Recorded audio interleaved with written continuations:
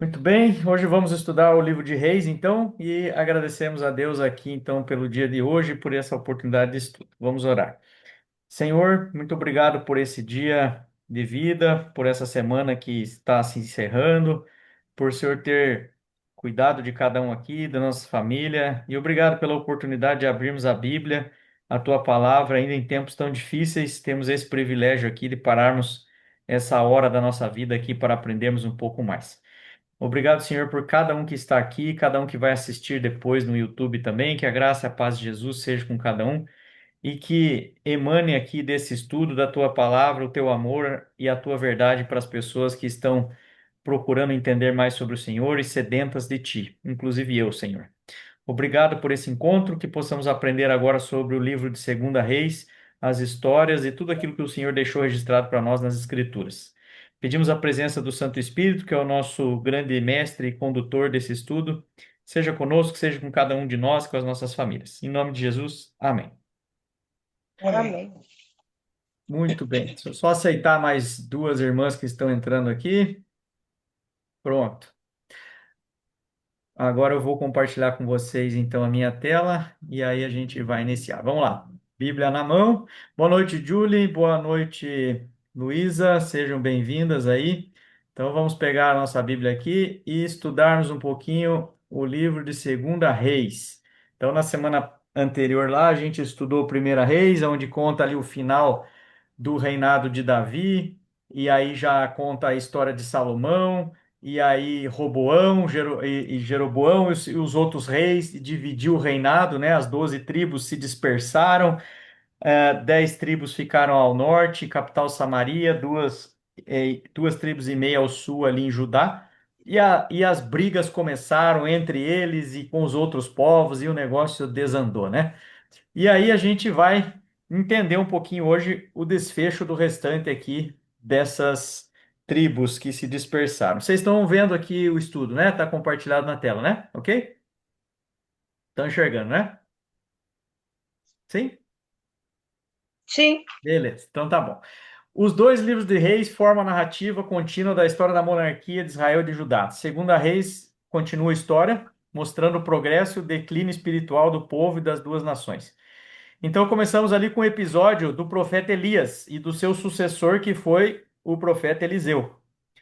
E ao longo da história aqui da narrativa, os profetas desempenham um papel central em advertir o reinado, né, e todo o povo contra a idolatria e desobediência. Então a gente vai ver muitos episódios de teimosia, apostasia, desobediência, afrontamento a Deus, provocação. Então, tantas vezes os profetas tentaram orientar o povo e hoje não é diferente, né? O povo de Deus clama aí ao mundo para que as coisas entrem no eixo. A gente sabe que não está fácil viver, cada vez mais perto do fim, mas a grande maioria, infelizmente, não quer ouvir a voz do Senhor.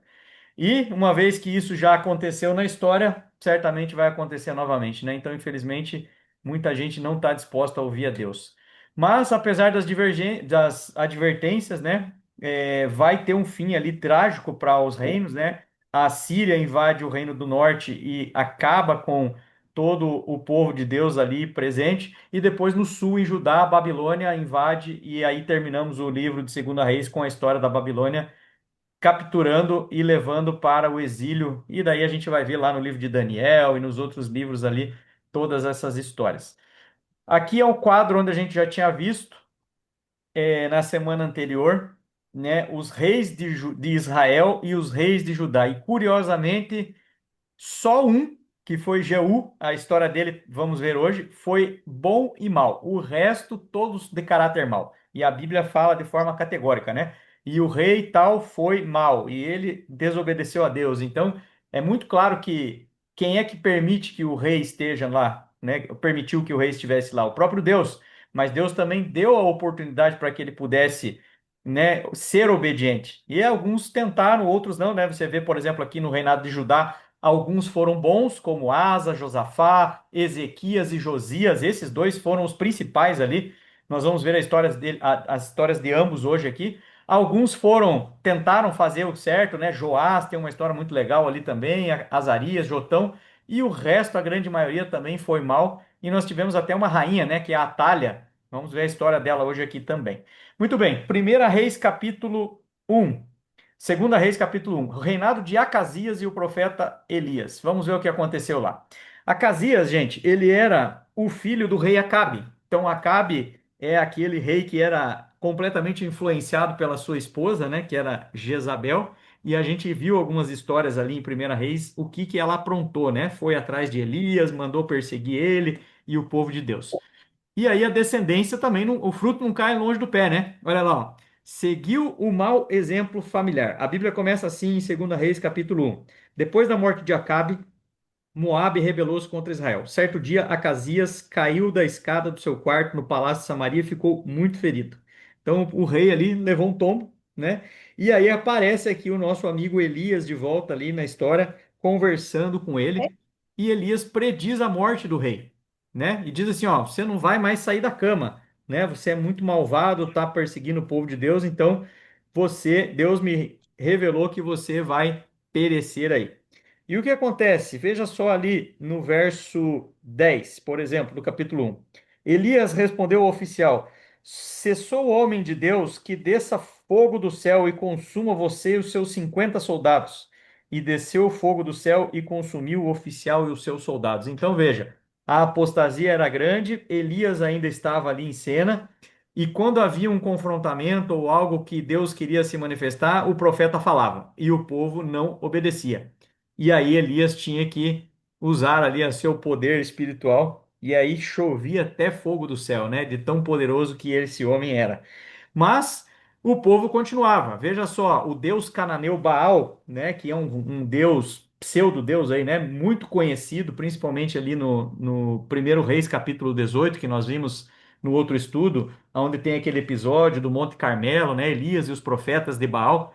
Então, Baal era um deus cananeu muito reverenciado.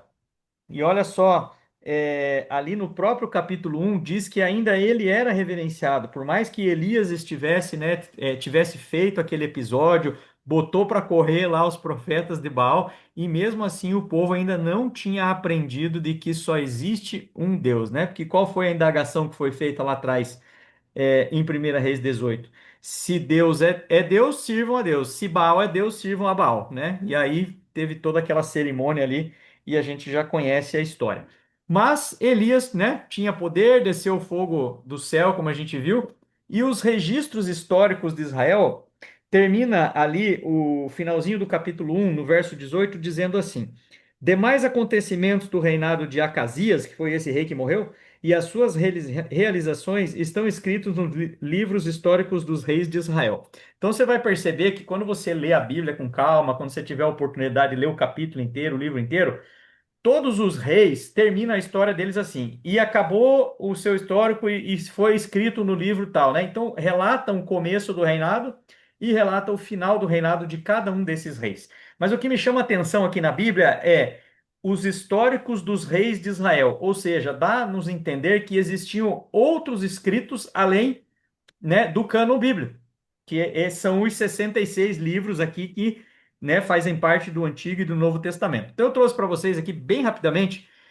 depois vocês podem ver no YouTube com calma e pesquisar, existem outros escritos que a própria Bíblia indica. Então, por exemplo, lá em Êxodo você vê lá uma citação, o livro do convênio.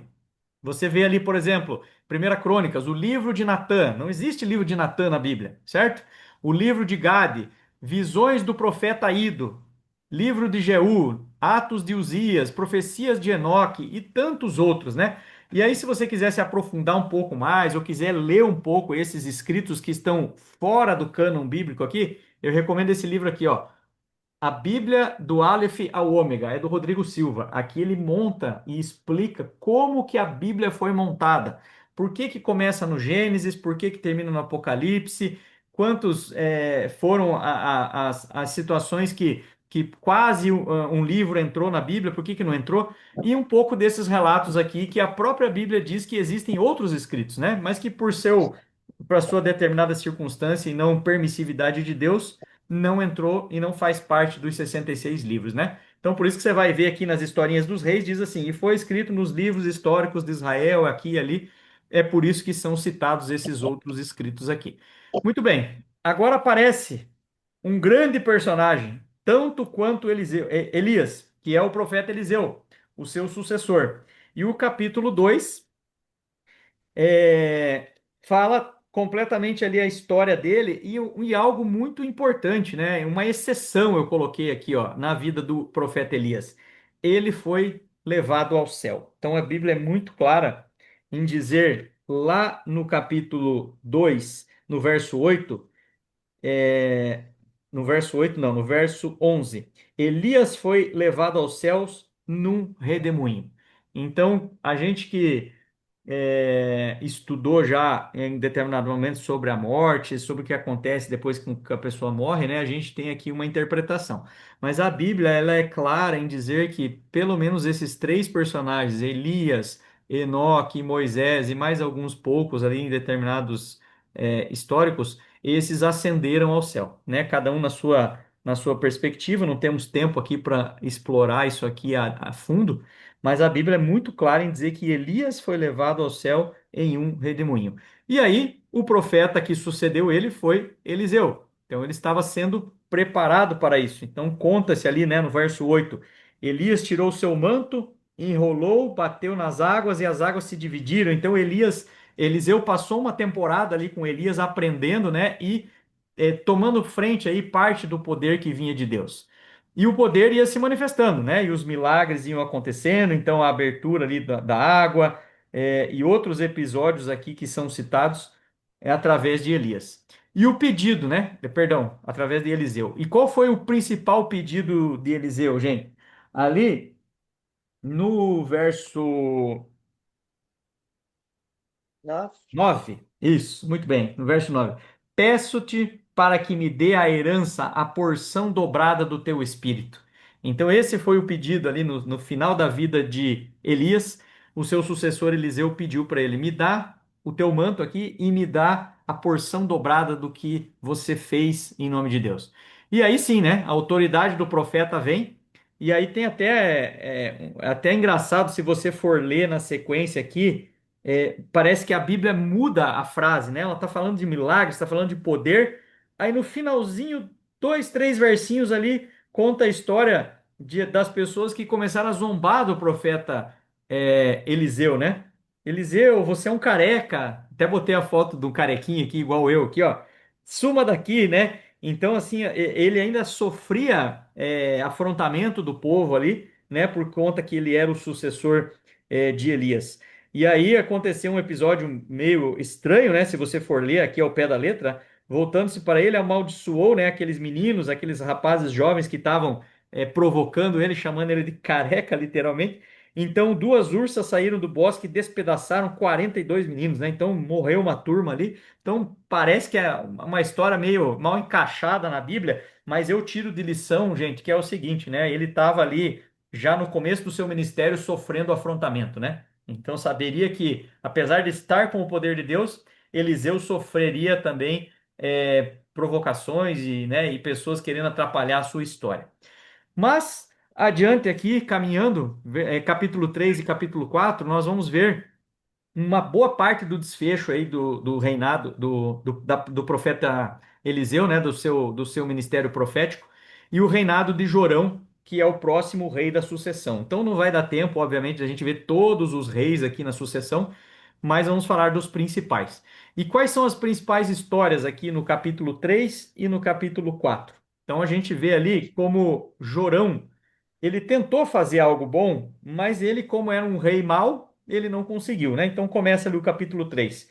Jorão, filho de Acabe, tornou-se rei em Israel, em Samaria, no 18º ano de Josafá, rei de Judá. Então a Bíblia é muito legal, gente, que ela é temporal, né? Então você vê que ao mesmo tempo que ele está citando quem é o rei que está lá no Reino do Norte, em Israel, ele cita quem é o rei de Judá, que é a capital do sul, né? Então ele vai fazendo esse paralelo, sempre assim, para a gente se encaixar na história e depois com estudos arqueológicos, com a própria história fora da Bíblia, você encaixa tudo isso num painel e você vê certinho a sequência dos reis, qual era o contexto de cada um. Isso é muito legal, apesar de ser bem intenso, né? Muita informação. Mas muito bem, ele foi rebelde. Veja só o verso 2: fez o que o Senhor reprova, mas não como o seu pai e a sua mãe, pois ele derrubou a coluna sagrada de Baal. Olha que interessante. Ele tentou, por isso que eu coloquei, ele tentou fazer o que é certo, mas ele ainda tinha lá o resquício da sua linhagem familiar, né, o DNA no sangue dele, ruim, vamos chamar assim, de Acabe e de Jezabel.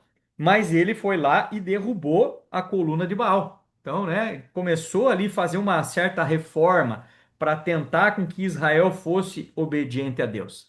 E aí veio já logo a primeira guerra para Jorão, que é contra o povo de Moabe. E aí eles que não eram bobos nem nada falaram: vamos lá consultar o profeta Eliseu. E aí vem um discurso entre eles aqui, né?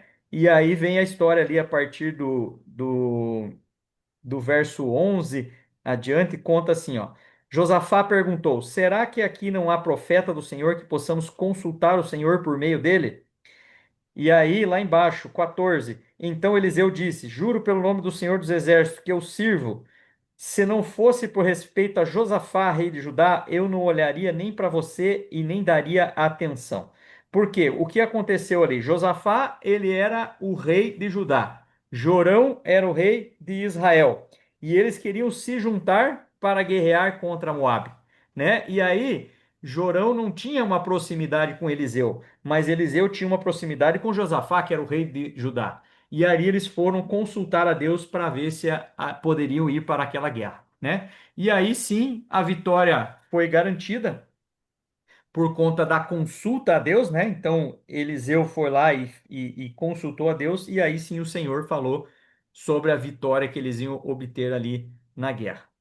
E aí, no capítulo 4 a gente já vê uma profecia bem interessante aqui de Eliseu, né? A partir do verso 8 ali, ó. A ressurreição do filho da sunamita. Então, conta a história aqui que essa mulher, ela não tinha filho. Eliseu profetizou que ela iria ter um filho um dia. Esse filho, ao longo da história, nasceu, mas um dia esse menino morreu. E aí chamaram o Eliseu para poder lá fazer um milagre, orar, enfim, fazer alguma coisa. E através de Eliseu, Deus faz, na minha opinião, obviamente, o maior dos milagres, que é ressuscitar uma pessoa, né? E você vê muitos paralelos, gente, entre Eliseu e Jesus, né? Jesus não ressuscitou, né? A filha de Jairo, por exemplo, e outras tantas pessoas. E aqui Deus usou Eliseu para fazer da mesma forma. Então veja só ali no verso 18, por exemplo. O menino cresceu, certo dia encontrou-se com seu pai e de repente começou a gritar: ai, minha cabeça, ai, minha cabeça. E aí o pai levou ele lá para a mãe e para a casa dele. E o menino ficou no colo até o meio-dia e morreu. E aí ela subiu no quarto e levou o homem de Deus e deitou o menino na cama. E aí chamou o marido: preciso de um servo e tal. Estamos desesperados, morreu meu filho. E aí, no final das contas, a história conta que Eliseu chegou lá, fechou a porta, verso 33, orou ao Senhor. Depois deitou-se sobre o menino, fez a oração ali, e Eliseu levantou-se e começou a andar pelo quarto. Verso 35. Depois subiu na cama, debruçou-se sobre o menino, e o menino espirrou 7 vezes e abriu os olhos. Então, o milagre aconteceu, né? Então, o milagre estava em Eliseu, não necessariamente, né? Mas através de Eliseu, pelo poder de Deus. E aí vem um dos grandes milagres do Antigo Testamento, que é ressuscitar uma pessoa. Mas Eliseu também fez outros milagres. Veja só que interessante, a partir do verso 42 do capítulo 4. Conta a história da o milagre dos pães. E não tem como você não lembrar, né, de quem é que fez a multiplicação dos pães lá no Novo Testamento. O próprio Jesus. Então a história é muito parecida ali, né? Ao verso 43, ó. O auxiliar de Eliseu perguntou: como poderemos servir pães a tantos homens, a 100 homens?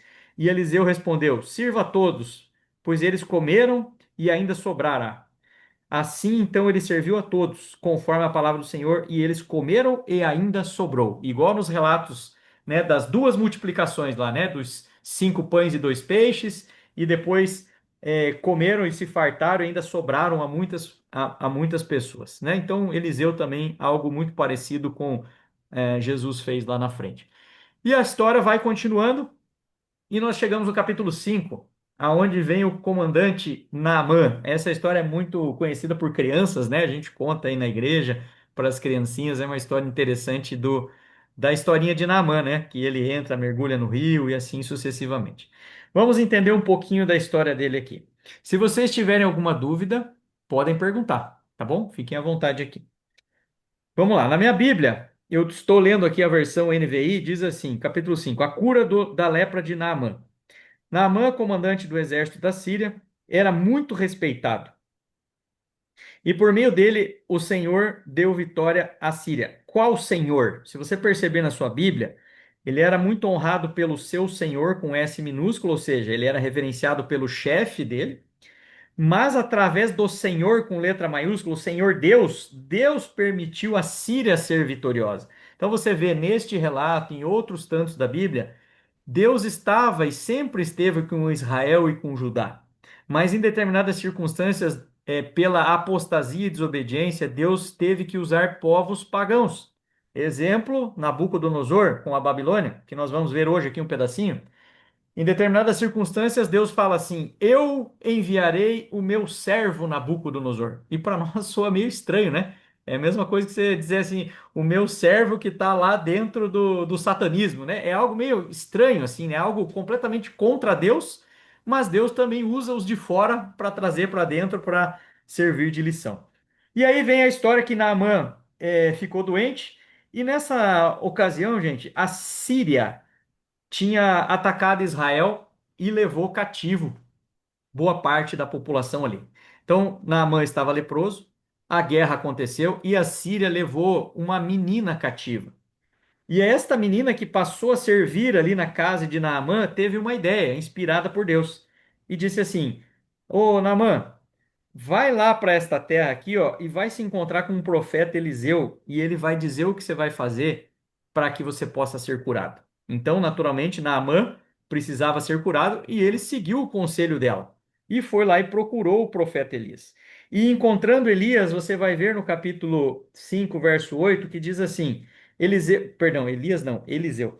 Eliseu, o homem de Deus, soube que Israel havia resgatado as suas vestes, rasgado as suas vestes, mandou essa mensagem: por que rasgou as suas vestes? Envie o homem a mim, e ele saberá que há profeta em Israel. Então o capitão Naamã foi com os seus cavalos e parou à porta da casa de Eliseu. E Eliseu enviou um mensageiro dizendo: lave-se 7 vezes no rio Jordão, e a sua pele será restaurada e você será purificado. Agora pensa você, se você fosse o capitão Naamã, né, o capitão, o comandante, não era qualquer um, ir para uma terra estranha, a mando de uma menina que foi capturada e estava servindo ali, para passar por um ritual estranho, né? Mergulhar 7 vezes. Por que não uma vez? Por que não duas? Mas por que 7? Né? Então aqui você vê Deus trabalhando com ele de uma forma pela fé. Porque você imagina se você fosse Naamã e mergulhasse uma vez e levantasse e olhasse para o seu corpo, poxa, não aconteceu nada. E o povo olhando para você e você ali naquela expectativa, né? Caminhou, pegou o teu cavalo, foi até lá, chegou lá para ver se ia ser curado, né? Então, duas, três, quatro. E eu imagino Naaman no sexto mergulho, esse cara devia estar com o coração assim de uma forma que ele teve que ter muita confiança. Ele teve, mesmo sendo de outro reduto, né, seja ali da Síria, ele confiou no Deus de Israel, que era do seu inimigo, né? E assim a história conta que na sétima vez ele se levantou e realmente foi curado. Então é uma prova de fé tão grande, não só para os de dentro, né, do povo de Deus, mas principalmente para quem é de fora. E assim a história termina Naamã reverenciando a Deus. Olha que bonito lá no verso 15. Agora sei que não há Deus em nenhum outro lugar senão em Israel. E aí sim, o comandante Naamã apresenta seu agradecimento ao Senhor. Mas o que Naamã quis fazer? Ele quis entregar um presente para Eliseu, né? Olha só no verso 20 ali, ó. Aparece um homem chamado Geazi. Geazi, ele era servo de Eliseu, ele era parceiro, braço direito de Eliseu ali. Pensou, Senhor, não, o Senhor foi bom demais para Naamã, não aceitando o que ele ofereceu. Juro pelo nome do Senhor que correrei atrás dele para ver se eu ganho alguma coisa. Então, como Naamã tinha oferecido a Eliseu um presente em troca da sua gratidão e orientação, Eliseu não aceitou e Geazi falou: não, mas pera aí que eu quero. né? E aí Geazi saiu correndo atrás para tentar ganhar alguma coisa ali. E a história é interessante, né? Porque ele foi incisivo e ele ficou em cima ali.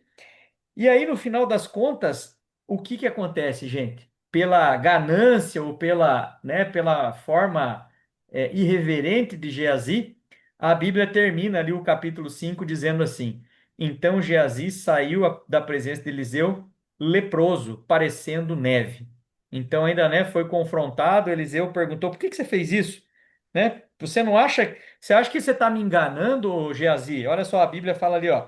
Você acha que eu, Eliseu, estava com qual espírito quando o homem desceu da carruagem? Então, assim, né? O Espírito Santo, ó, Eliseu, o Geazi está fazendo coisa errada, né? Então ele tentou dar uma enganada ali, mas no final das contas ele recebeu o castigo que estava em Naamã. Então, por isso é importante a gente ser obediente a Deus, não aceitar suborno, não querer ganhar vantagem em cima dos outros, né? Infelizmente, coisa que o brasileiro muitas vezes quer ganhar vantagem, não é legal. Tudo bem até aqui, gente? Sei que estamos falando bastante, é bastante história, mas eu vou pedir para vocês lerem um pouquinho agora, tá bom? Vamos lá, mais sobre Eliseu. Vamos lá, mais milagres. Tem uma história interessante ali. Eliseu faz até um machado flutuar. Nele ressuscita pessoas, multiplica pães. Esse aqui foi o cara, né?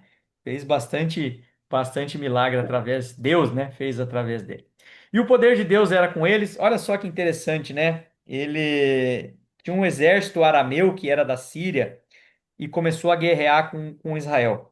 E aí até os cegos viam, né? Até, olha lá, abra os olhos e vejam. Olha que interessante essa história aqui, ó. Começa ali no capítulo 6, no verso 12. Nenhum de nós é majestade. Eliseu é profeta que está em Israel, que revela o rei de Israel até as palavras que tu falas em teu quarto. Ou seja, Deus escuta, sabe, e nem precisa escutar, né? Ele sabe o que está no nosso coração. E a guerra ia acontecer ali. Veja só, ordenou o rei: descubram onde ele está, para que eu mande capturá-lo. Quando lhe informarem que o profeta estava em Dotã, ele enviou para lá uma grande tropa, com cavalos e carros de guerra, e cercaram a cidade. E o servo do homem de Deus levantou-se bem cedo de manhã, e quando viu a tropa com cavalos, carros de guerra, havia cercado a cidade, exclamou: Ah, meu senhor, o que faremos? E agora? O exército está aqui para nos atacar. E o profeta respondeu: Não tenha medo. Aqueles que estão conosco são mais numerosos do que com eles. Então, o profeta Eliseu estava ali para dizer: calma, nós somos maioria. Mas não é, gente, maioria em pessoas, porque muitas vezes a quantidade não quer dizer garantia de vitória. Qual era a garantia de vitória aqui de Israel contra o exército arameu, contra a Síria? Nesse caso, não era a multidão. Olha só o verso 17. Eliseu orou: Senhor, abre os olhos dele para que ele veja.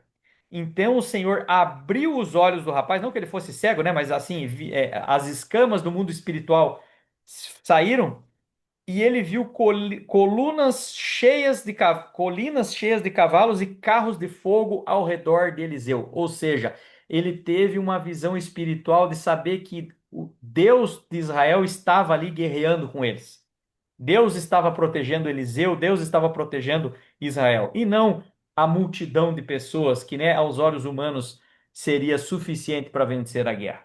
Mas aí o outro povo ficou cego, né? Então Deus foi lá, feriu o povo, e aí o outro povo que guerreava ficou cego. Então você vê que quando Deus age e o mundo espiritual é aberto e é visto, realmente a gente vê que nada é com os nossos esforços. E aí eu trago para a nossa vida de hoje, né? O teu trabalho, né? O teu patrimônio, né? As coisas que você tem, que conquista, não é meramente esforço teu, né? E mérito seu. Deus é quem luta por você. Deus é quem abre portas onde você nem imagina para você e para mim. Eu tenho muitas histórias para contar de coisas que eu nem imaginava e Deus foi lá e abriu uma porta que eu jamais poderia que pudesse ser aberta, né? Então, sempre quando acontece algo de bom na sua vida, dê glória a Deus. Não bata no peito e fala fui eu que fiz, eu sou bom, né? A gente tem o costume de, eu digo a gente, o ser humano, né? tem o costume de dizer isso aqui fui eu que fiz, eu que conquistei, né? Para um pouquinho, né? Vamos ser mais pés no chão e nós que tememos a Deus sabemos que realmente é Ele quem permite. Mas, gente, agora eu vou entrar num assunto muito triste aqui. Jorge, você pode ler para nós, ou alguém que chegar primeiro aí, pode ler, por favor, 2 Reis, capítulo 6, verso 24 e 25, por favor. Samaria é cerrada.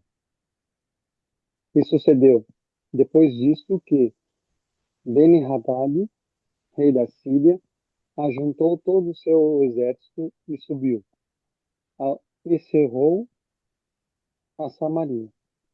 E houve grande fome em Samaria, porque eis que a cercaram até que se vendeu uma cabeça de um jumento por 80 peças de prata, e a quarta parte de um cabo de esterco de pombas por 5 peças de prata. Olha só, obrigado, Jorge. Olha só o nível de pobreza extrema, apreensão que estava acontecendo nesse contexto aqui lá em Israel, né? A fome chegou em Samaria porque o exército inimigo cercou a cidade e naquele tempo, né, isso era uma estratégia militar de que você cercava toda a cidade, né? Como é que você ia ter mantimento, alimento? Muitas cidades também dependiam, né, do fluxo de rio que passava por dentro. Então era uma estratégia militar para acuar o povo que ficasse preso dentro da cidade e começasse a perecer. E aqui a Bíblia coloca ali, a fome era tanta que uma cabeça de jumento valia 80 peças de prata, que um quarto, né, uma caneca ali de esterco de pomba, olha só o nível de as pessoas começaram a ficar completamente malucas. Eu, Tá? gente, já tive quando pequeno, minha mãe me conta, né, a infância humilde, a dificuldade que era assim na época, de não ter comida, mas eu não me lembro, eu era muito pequeno, mas a minha mãe falava assim, William, tinha momentos da nossa vida que a nossa família era tão humilde no sentido de que assim, eu dava água com açúcar para você parar de chorar porque você estava com fome, né? E a minha mãe não tinha Nossa. condições. Então, assim, a gente tinha que.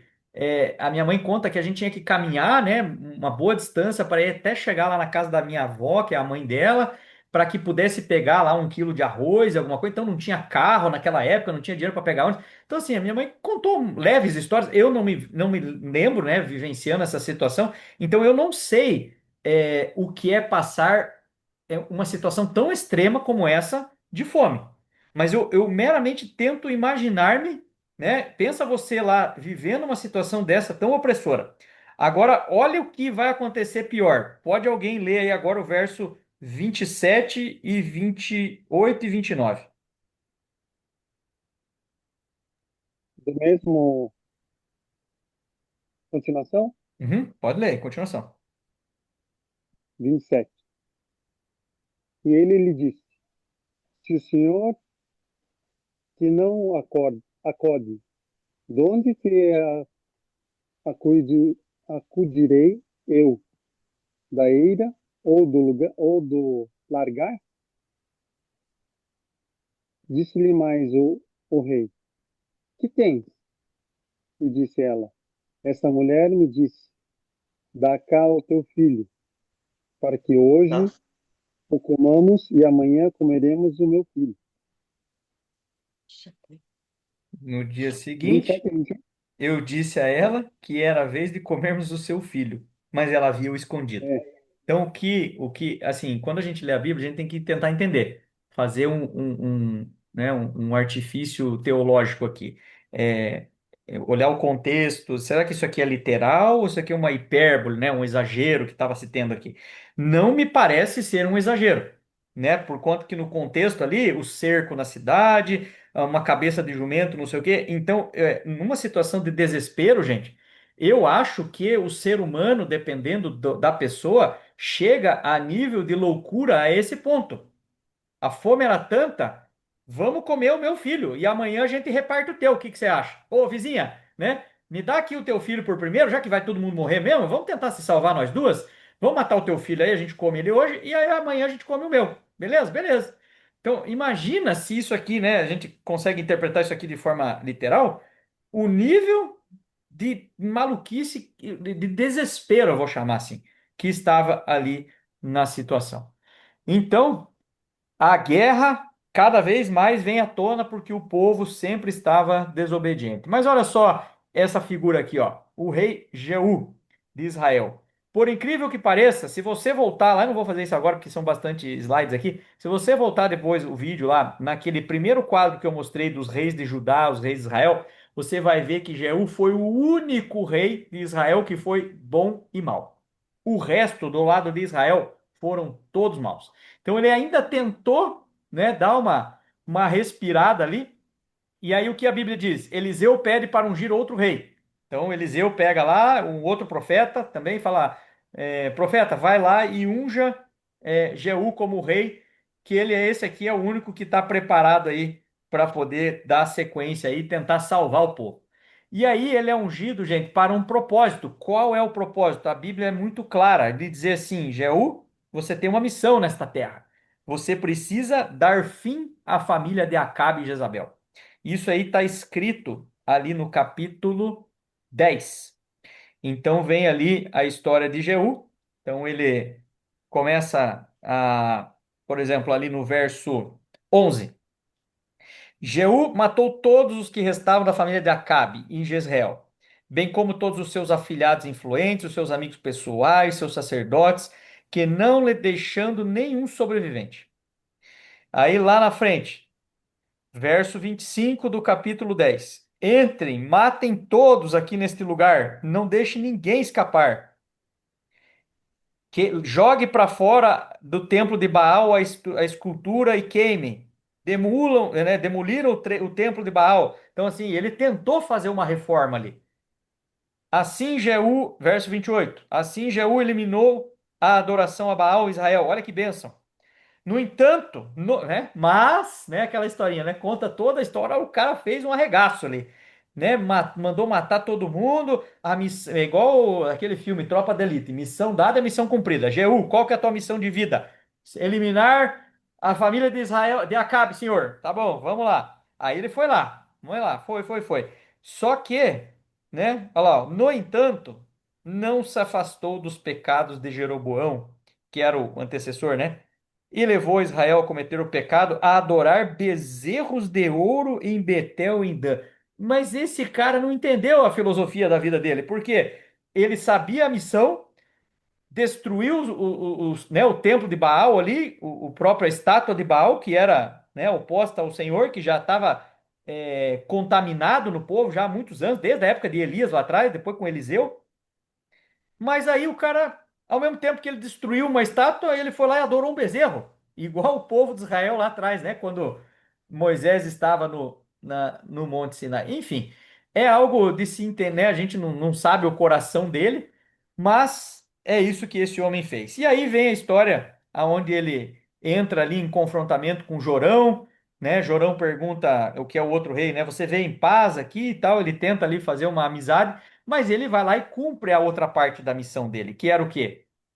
Pegar aquela maldita, a minha Bíblia diz assim, ali no verso, deixa eu ver exatamente onde é que está aqui. Matem a Jezabel, né, que era a missão dele.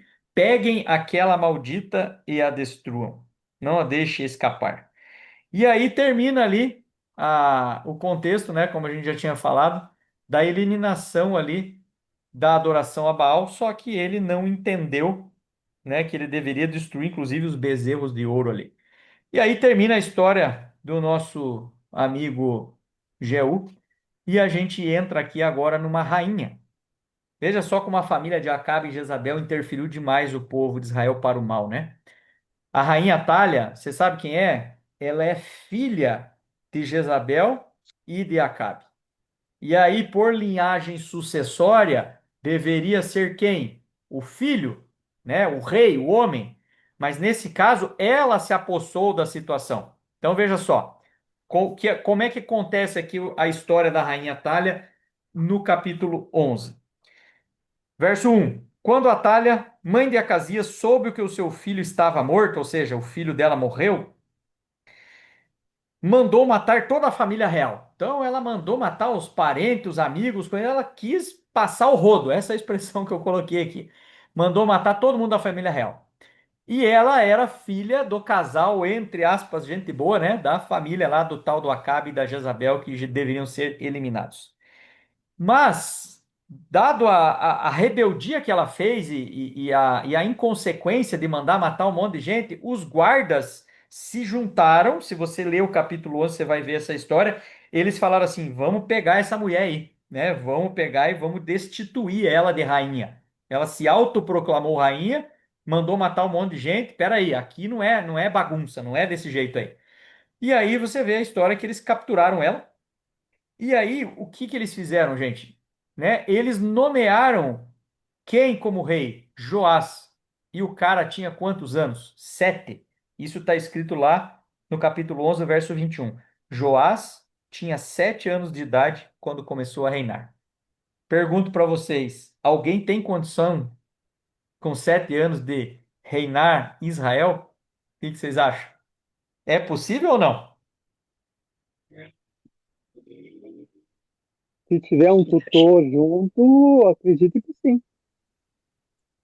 A palavra final vai ser dele, do menino. Mas se tiver alguém o instruindo, você acha que dá para tocar a vida? Acredito que sim. Certo. Quem mais? Quem acha que ele tinha capacidade de reinar um povo tão rebelde daquele? Porque, ó, se você ler o capítulo 12, você vê exatamente isso, que ele teve uma assessoria, né? Ele não estava ali sentadinho no trono. Imagina, eu tenho um filho pequeno nessa idade, do meu filho do meio, exatamente 7 anos. Ele, obviamente que não tem condição, né, de discernimento, mas com o poder do Espírito Santo, preparando ele desde pequeno, com sacerdotes, com pessoas com o coração voltado a Deus, para que se possa fazer, né, uma reforma, lutar contra a apostasia da época, porque imagine, gente, não foi fácil. Hoje não é fácil, imagine na época, né? A gente vê ali, ó, um reinado é bom, o outro é ruim. Aí tem um monte ruim, ruim, ruim, daqui a pouco aparece um rei mais ou menos bom lá na frente. Então era assim, era uma montanha-russa, né? Essa sucessão de reis em Israel e em Judá. Então era muito difícil conviver certamente nessa época, porque ora o povo obedecia a Deus, daqui a pouco um rei ia lá e mudava todo o contexto e mandava todo mundo desobedecer, né? Mas Joás foi bom. A Bíblia é muito clara em dizer que ele foi bom, mas ele também permitiu algumas coisas, né? Então veja, desde pequeno ele foi preparado, e a Bíblia diz lá no capítulo 12, verso 2, a seguinte frase: Joás fez o que o Senhor aprova durante todos os anos que o sacerdote Joiada o orientou. Então, como o Jorge falou ali, né? Se tiver um tutor, a chance de dar certo, e esse tutor for temente a Deus, né? Também a chance. Então Joiada apoiava ali o rei Joás. Mas Joás também permitiu lá na frente que algumas coisas acontecessem. Então, apesar de ele ter sido um grande rei, fez uma reforma, né? Ele fez ali ainda existia o contexto da idolatria que era muito forte. Imagine, gente, você tá acostumado na cultura da época. Eu que trabalho com várias empresas aqui, né? A coisa acho que mais difícil da gente mudar na empresa é a cabeça do empresário, é a cultura da empresa. O cara tá lá, a empresa tem o jeito dela operar, sempre foi daquele jeito. E aí você quer mudar, você quer trazer uma melhoria, há uma resistência muito grande. Então, da mesma forma, imagine, né? Ainda mais por um menino sendo orientado por outros assessores ali, né? O povo estava acostumado na maldade e agora tem que reaprender, reeducar, não é fácil. Então, eu acredito que Joás, por mais pecador que foi também, ele fez a sua parte, foi até onde ele conseguiu, né? A Bíblia é clara em dizer que ele lutou muito para fazer a reforma aqui no templo, a reforma espiritual, inclusive, né? E assim as coisas aconteceram. E ele fez uma reforma no templo do Senhor também. E aí termina-se a história desse rei e a gente vai para ladeira abaixo. Agora só história triste aqui do restante. Mas lá na frente tem alguns reis que foram melhorzinhos. Vamos lá. Israel continua se afastando de Deus. A Síria pressionava cada vez mais, né? Então aqui capítulo 13, capítulo 14, capítulo 15, você vai ver aqui uma sucessão de reinos o reinado de Jeoacás, depois de Jeoás, Amazias, Jeroboão. Então a Bíblia vai contando a história de cada um desses reis que foram, né, passando de forma sucessiva, mas você percebe algo muito claro, a instabilidade do povo, né? Aí chega-se ali na história no capítulo 15, um monte de rei, né? Cada vez mais ali uma mistura né? Vai explicando a história ao longo do tempo. Aí mais algumas coisas chamam atenção. Por exemplo, ali, ó, capítulo 15, verso 8. O reinado de Zacarias, não o Zacarias, profeta lá, né? Pai de João Batista. Zacarias reinou 6 meses. Imagina, ele não conseguiu ter tempo. Tem um outro cara que reinou 7 dias aqui. Então você vê que não tinha mais o controle. Deus já estava tirando a sua mão, né, de Israel e deixando o povo ao relento ali, né? Igual lá atrás. Vocês querem um povo? Vocês querem um rei? Tá bom, não era a minha vontade, mas. E aí Deus ainda deu a chance para o povo tentar se organizar, mas não deu certo. E aí vem ali a história do final do contexto de Eliseu. Eliseu morre, mas ainda através dele ainda acontece milagre, né? Isso aqui é muito muito interessante ali na Bíblia, no capítulo 13, verso 20, Eliseu morre e foi sepultado. Mas o verso 21 é curioso, ó. Certa vez, enquanto alguns israelitas sepultavam um homem, eles viram de repente uma dessas tropas, então jogaram o corpo do homem no túmulo de Eliseu. Então estava ali, eles estavam enterrando uma pessoa, estava vindo um exército, eles ficaram preocupados, ficaram com medo, pegaram o corpo dessa pessoa que eles estavam sepultando e jogaram ali do lado, e coincidentemente que estava ali o túmulo de Eliseu. E assim que o cadáver encostou nos ossos do profeta Eliseu, que estava morto, o homem voltou à vida e se levantou. Olha que fantástico! Eliseu, depois de morto, ainda fez o outro cara viver, né? Então, assim, quem não crê na Bíblia, quem não entende, ou que, melhor, quem não é entender entender a Bíblia, quem não teve a experiência de ter uma conexão com Deus ao longo da tua vida, né, das mais diversas experiências que cada um de nós tem de forma particular, jamais vai entender um texto desse. Como que pode? O cara tá morto, aí o outro também tá morto, daí joga um morto em cima do morto que o outro morto vive. Não faz sentido nenhum, lógico que não faz. Mas assim como não faz sentido o mar vermelho abrir, assim como não faz sentido multiplicar pães e peixes, assim como não faz sentido um homem inocente morrer na cruz por mim e por você, então a Bíblia é repleta de histórias malucas, às vezes, aos nossos olhos, né? Outras tantas impressionantes, mas eu digo para vocês, por experiência própria, muito mais impactantes na minha vida pessoal e na tua, de dizer assim: eu confio no que está escrito aqui. Porque não é só ler e falar isso aqui ficou no passado. Não, isso aqui, muitas coisas acontecem hoje. Muitos milagres na vida de cada um, muitas manifestações de Deus que só você sabe. Por mais que às vezes você queira contar para o outro, é a mesma coisa que você vai comer um doce, sei lá. Só você sabe o sabor daquilo. Por mais que você passe para uma pessoa experimentar, a sensação daquela outra pessoa pode ser diferente da sua. Então a experiência com Deus é única, né? Então tem gente que crê na Bíblia só no Antigo Testamento, tem gente que crê na Bíblia toda, assim como nós aqui, tem gente que crê em pedaços da Bíblia, tem gente que não crê em nada da Bíblia, mas crê em Deus, né? Tem gente que vai para a igreja e não leva a Bíblia, então tem de tudo. Mas assim, a experiência é única e pessoal. Eu vou dizer a minha. Eu confio de ponta a ponta no que está escrito aqui. Por quê? Não é só pelas histórias impactantes, mas porque na minha vida eu vejo Deus se manifestando de formas miraculosa, não nessa proporção, porque ainda não chegou a minha hora ou o momento de acontecer algo tão grandioso nessa proporção, mas eu vejo muitos milagres ao longo da minha vida, né, olhando pelos relatos bíblicos. Mas, voltando lá ao passado, o reinado se enfraquecia, então tem reis que reinaram ali 6 meses, pouco mais, pouco menos, ia ser sucessão cada vez descontinuada, né? Então o reinado se desmoronando e os reis foram passando um atrás do outro ali.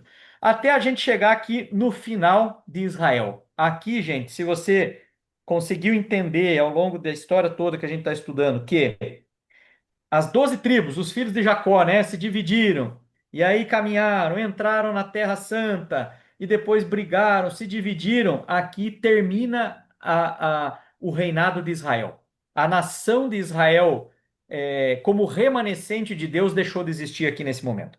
Porque eles foram selados ali pela Assíria, a última batalha, aonde conta a história do rei Acás, no capítulo 17. E aqui esse cara chegou assim no ápice da apostasia, né? Então a Bíblia fala ali, ó, ele queimou o seu próprio filho. Daí já, sabe, é aquele negócio que você fala assim, ó, agora já não tem mais o que fazer, né? Chegou num nível que baixou tanto o nível que não tem mais o que Deus fazer, né? Deus ele vai até certo momento em nossa vida, mas vai chegar um momento, gente, que o Espírito Santo é retirado e fala assim, não tem o que fazer, né? Por isso que lá no Novo Testamento diz, qual é o único pecado que não é perdoado? O pecado contra o Espírito Santo. Por quê? Deus, através do seu Filho, através do Espírito Santo, tentou convencer aquela pessoa que o melhor para nós não é aqui, é lá na eternidade, para que ela se arrependa dos seus pecados.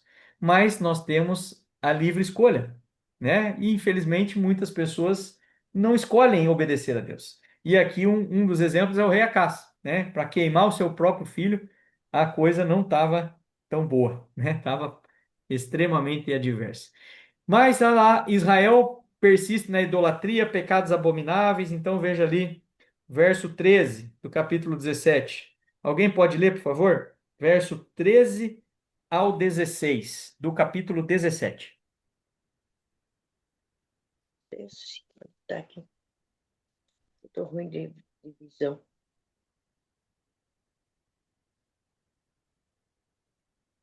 O Senhor advertiu Israel e Judá por meio de todos os seus profetas e videntes. Desviem-se de seus maus caminhos, obedeçam às minhas ordenanças e os meus decretos, de acordo com toda a lei que ordenei aos seus antepassados que obedecessem, e lhes entreguei por meio de meus servos, os profetas. Mas eles não quiseram ouvir e foram obstinados como seus antepassados, que não confiaram no Senhor, o seu Deus, rejeitaram os seus decretos, a aliança que ele tinha feito com seus antepassados e as suas advertências. Seguiram ídolos inúteis, tornando-se eles mesmos inúteis. Imitaram as nações ao seu redor, embora o Senhor lhes tivesse ordenado: não as imitem. Mais em frente? Até mais um, só o 16, só até a palavra Deus ali. Abandonaram todos os mandamentos do Senhor e o seu Deus, Uhum. e E o seu fizeram para. Deus. Para fizeram Opa, ídolos, tal, tal, tal. Muito bem. Obrigado, irmã. Então veja que Deus, mais uma vez, repetidamente, aos 45 do segundo tempo, vamos chamar assim, né? Tá terminando o jogo ali, Deus vai lá e ainda tenta dar mais uma oportunidade, né? Deus advertiu Israel, advertiu Judá através dos seus profetas, comunicando, né? Desvie-se dos seus maus caminhos. Por favor, gente, eu tô aqui por vocês e o povo nem aí, nem aí, né? Não quiseram ouvir, foram obstinados, como quem? Como os antepassados. Você vê que é um ciclo que não tem fim, né? A nossa geração também, quanta rebeldia, e mais adiante vai ter também no futuro. Então é um ciclo, o ser humano, os nossos pecados nos afastam de Deus, a própria palavra já diz, né? E aqui eu não vou olhar só para o extremo, que é o caso aqui, né, do rei que sacrificou o seu próprio filho. Eu estou falando de mim e de você, pessoas normais que vão na igreja, que trabalham, que tentam fazer algo melhor todo dia aqui. Nós também erramos, temos os nossos dias de falar assim, Senhor, não quero te ouvir hoje, não quero obedecer esse mandamento aqui não, né? Então a gente é constantemente abordado pelo inimigo, parecendo um imã, né?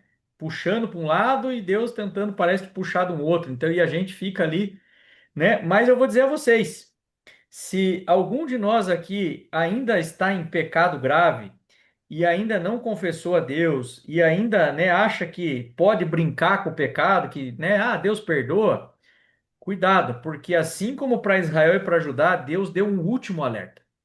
Eu não sei quanto tempo eu vou viver. Posso amanhã, né, atravessar a rua e morrer, sei lá, não sei o tempo de cada um de nós aqui nesse mundo. Mas não perca tempo, irmão, não perca tempo, irmã, com coisas desnecessárias, correndo atrás né, do sucesso nessa vida, ou de coisas que muitas vezes a gente olha para trás e fala assim: nossa, se eu soubesse né, que isso aqui não levou a nada, perdi tanto tempo da minha vida com essa bobeira aqui.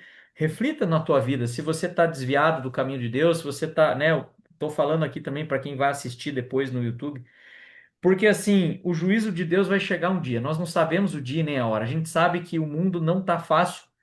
Tem mais uma guerra aí que acabou de começar lá no Irã com os Estados Unidos. A gente não sabe quanto tempo vai demorar.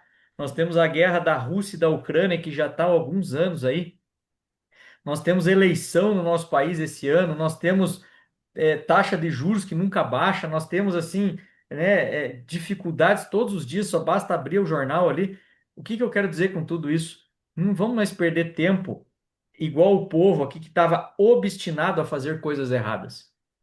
E eu estou falando para mim também, porque sou pecador, né? Quantas vezes eu falo, Senhor, né, não estou afim, hoje eu não quero ler a Bíblia, eu tô, né? Não, é difícil, gente, todos os dias se conectar com Deus, é difícil seguir o caminho estreito que Jesus propõe para nós. Mas que a gente não fique à mercê como esses caras aqui, que ainda Deus deu um último alerta, né? E Deus vai falar lá no Apocalipse, né? Vai demorar um pouquinho para a gente estudar aqui, mas vai chegar ali ao toque da última trombeta, não vai mais ter o que fazer, né? A Bíblia é muito clara na sua etapa profética cronológica. Que tempo estamos vivendo? Nós estamos no tempo do fim. Só que ao mesmo tempo, aqui eu não tenho tempo para abordar isso, né? Um estudo de mais de uma hora aí, só para a gente ficar falando de profecia do tempo do fim. Mas assim, nós estamos vivendo realmente os últimos dias nessa terra. Agora, não sejamos como eles, né? Pecar, mas o meu pai era assim, eu também sou assim. Não, cada um de nós tem livre escolha para poder obedecer a Deus. Então, que a gente possa fazer a nossa parte. Vamos lá, continuando aqui para a gente ir avançando no nosso estudo. Profeta, Oséias, perdão, capítulo 17 começa ali com o reinado de Oséias, o último rei de Israel, a última esperança. Mas ele não era o profeta Oséias, tá? Que escreveu a Bíblia ali, mas ele era o último rei. E ele não conseguiu, né? Ele foi mal também, e aí acaba ali o reinado de Israel pela Assíria, e fim de papo. A Assíria chega para dominar e exterminar Israel. Irmã, pode ler, por favor, agora o verso 23, depois o verso 32 e 33. 23. Uhum.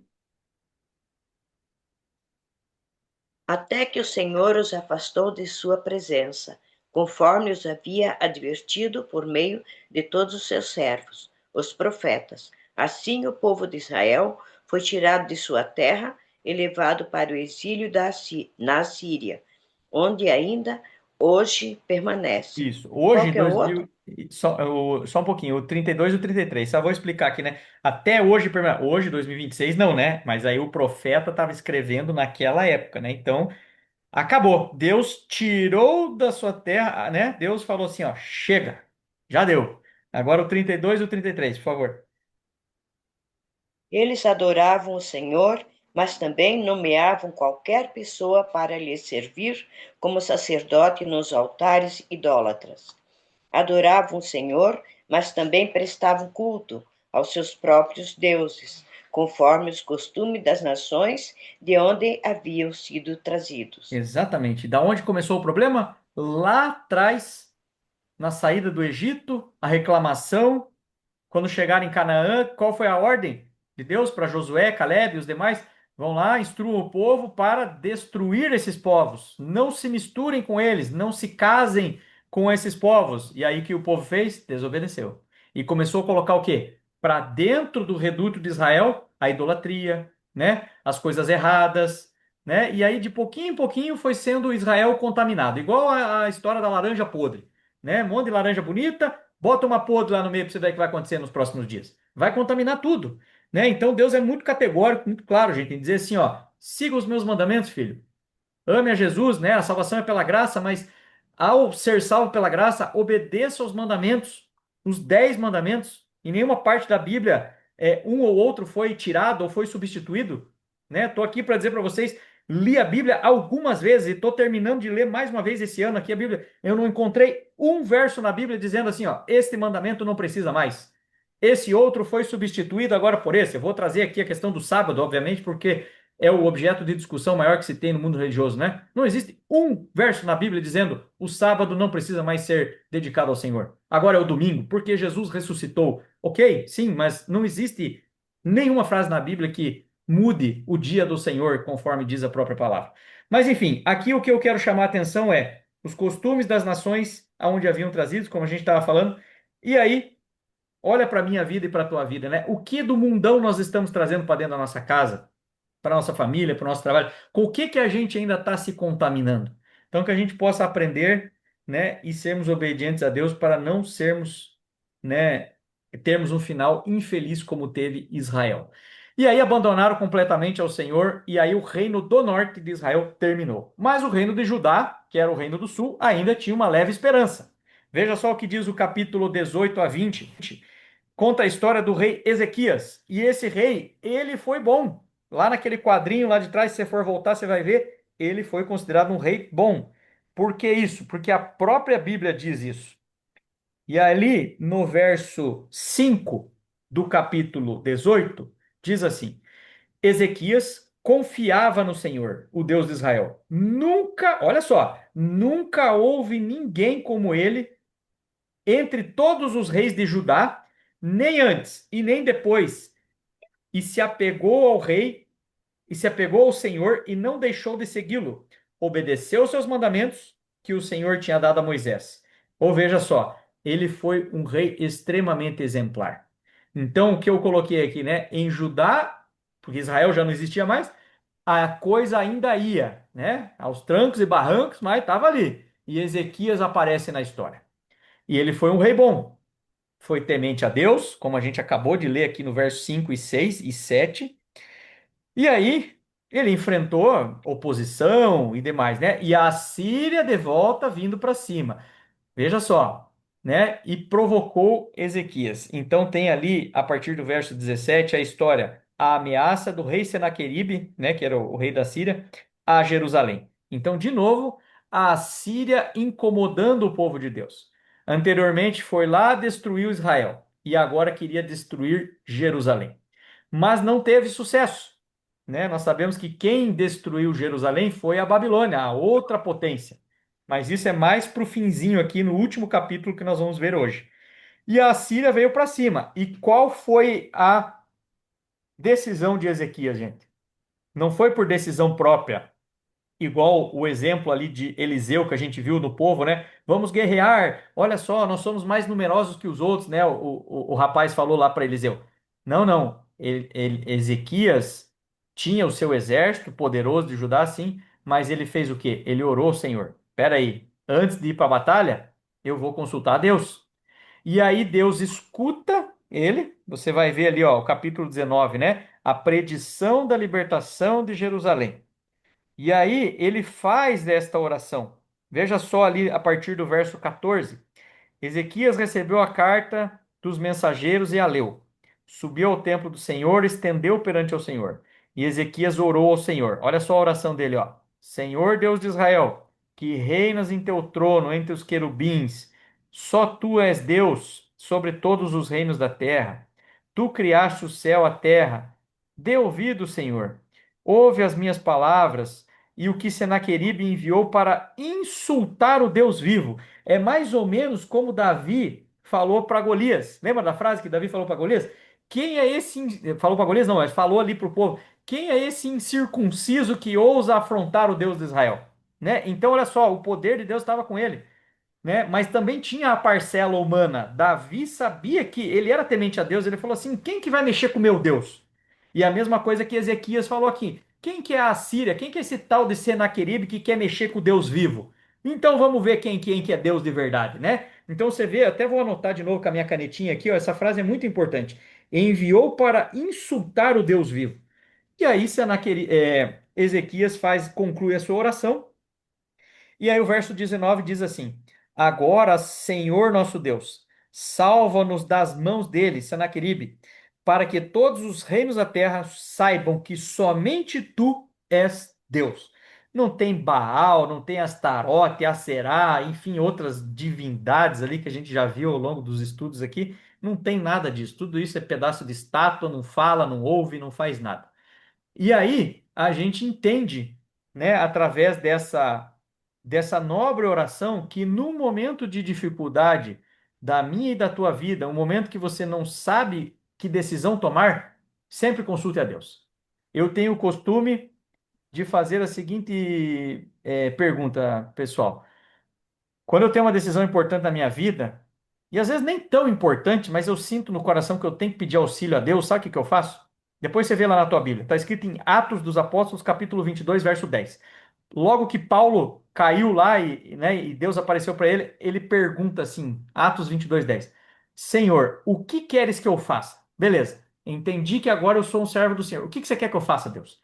É a mesma coisa. Aqui ele estava sendo afrontado, Ezequias falou, Senhor, me ajuda, né? Então eu, William, aqui eu tenho esse costume. Sempre que eu tenho uma decisão importante ou estou numa situação difícil na minha vida, não estou encontrando saída, eu vou lá para o meu quartinho, para o meu canto, ou algum lugar, e eu peço a Deus ajuda. E Deus respondeu ele. Veja só a resposta. Quem é que Deus mandou para ajudar ou para amparar Ezequias? O profeta Isaías. Então veja, nós estamos no livro de Reis, a Bíblia já começa a se conectar bastante agora aqui, ó, nos últimos capítulos. Vai falar de Jeremias, do contexto de Jeremias, vai falar nominalmente aqui de Isaías, vai falar ali do rei Jeoaquim, que era do tempo de Daniel. Se você abrir a Bíblia lá em Daniel capítulo 1, você vai ver a mesma história do último capítulo de Reis que nós vamos ver hoje. Então a Bíblia começa a conectar todos os profetas. Começou lá com Elias, aí vem com Eliseu, aí agora vem os profetas que escreveram livros bíblicos, né? Ezequiel, Jeremias, Daniel, Isaías e assim sucessivamente. Então começa a aparecer em vários livros o nome desses vários profetas. É aí para você realmente atestar que a Bíblia é toda conectada. Beleza? Então veja lá, verso 20. Isaías, filho de Amós, enviou a mensagem a Ezequias. E aí conta aqui a profecia, o que iria acontecer com aquele que afronta o nosso Deus vivo, né? E a história, ao final, você já sabe. O verso 35 diz assim, ó: Naquela noite, o anjo do Senhor saiu e matou 185 mil homens. Ou seja, né, aparentemente aqui, gente, o exército nem precisou se mexer. Assim como em outras batalhas ali na época de Moisés, de Josué, você viu só Deus fazendo a parte dele e o ser humano só olhando, né? E foi lá, Senaqueribe deu com o pé e foi embora. Veja lá o verso 36. Senaqueribe, rei da Síria, desmontou seu acampamento e foi embora. Voltou para onde? Para Nínive. Nínive era a capital da Síria, assim como é, a história de Jonas, né? Lembra da história de Jonas e do grande peixe? Que conta a história de Nínive, que Jonas teve que ir lá e foi engolido por peixe. É a mesma cidade de Nínive, capital da Síria, nessa história. Muito bem. E aqui chegamos um pouquinho já no final aqui do estudo, na história do rei Manassés. E essa caveira aí, essa imagem feia que está aí na tela, não é por acaso, não. É porque esse cara aqui, ele. Se você acha que o outro amigo ali atrás, aquele que sacrificou o filho lá, como é que era o nome dele que a gente viu ali? Acaz, né? Se eu não me engano. O que que você acha que Manassés fez? Ele reinou bastante. Então conta lá que ele tinha 12 anos de idade, capítulo 21. Começou a reinar, reinou 55 anos. Olha só, 55 anos mandando em tudo ali em Judá. E olha só o que aconteceu com ele. Fez muitas coisas erradas, mas não foram poucas, foram muitas. Eu vou repetir, foram muitas coisas erradas. A idolatria extrema, outros deuses, então a Bíblia cita aqui, né, os deuses que ele reverenciava e assim por diante.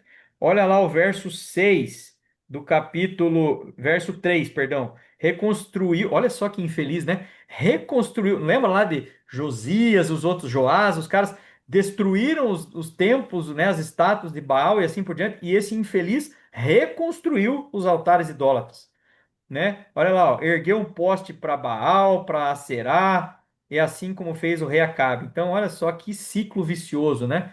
E aí, verso 6, chegou a queimar o próprio filho em sacrifício. E aí a gente chega num nível né, de maldade do ser humano aí que praticou feitiçaria, adivinhação, recorreu a médiums, né? Hoje a gente, no mundo pós-moderno, aqui a gente chama isso de espiritismo, né? O espiritismo ali é 1800 e pouco ali com Allan Kardec, as irmãs Fox e tudo mais. Se você estudar um pouco sobre a doutrina, você vai entender comunicação com os mortos, né? Deus abomina isso na Bíblia. Praticou feitiçaria, adivinhação, recorreu a médios, quem consultavam espíritos, fez o que o Senhor reprova, provocando Deus a ira. Olha só, Deus se irritou com esse cara. E aí ele foi longe demais, né? Fez pior que os outros antepassados. E olha que frase interessante que diz ali, ó, no finalzinho do verso 9 ali, ó. Manassés desviou todo o povo, a ponto de fazer pior do que as nações que o Senhor havia destruído diante dos israelitas. Então, por exemplo, Israel, vai lá e destrua os amonitas, esse povo aqui, né, os moabitas, esse povo aqui não são bons, sei lá.